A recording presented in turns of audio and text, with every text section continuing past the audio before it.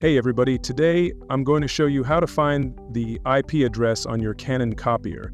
So if you go up to the copier, you're going to have on the right hand side of the panel this little button here, and then below it is the 1, 2, 3 button. You may also have a button that says check counter depending on the model.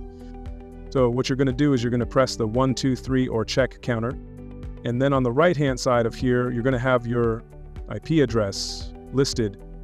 And you're already done. Now, if that's not showing, you may need to enable that feature. So what you can do is you can go ahead and go back to the home screen and then press this little star button here, or if you have a touch screen, it might be here. In the bottom, it's the settings registration button.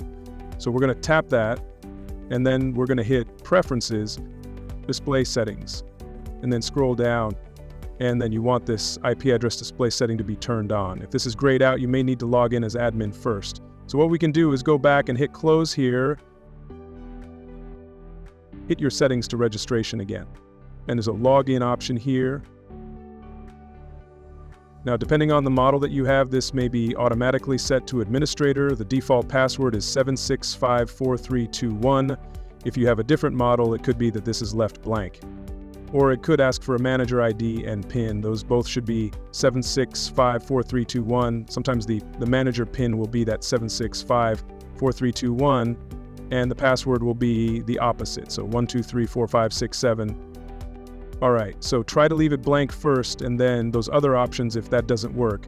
In our case, the password is left blank, so let's just hit login. And then we'll go to device settings, then preferences, then display settings. Go down to page 4. It could be different on your copier. All right, IP address display settings, tap that and then just set to on and hit OK.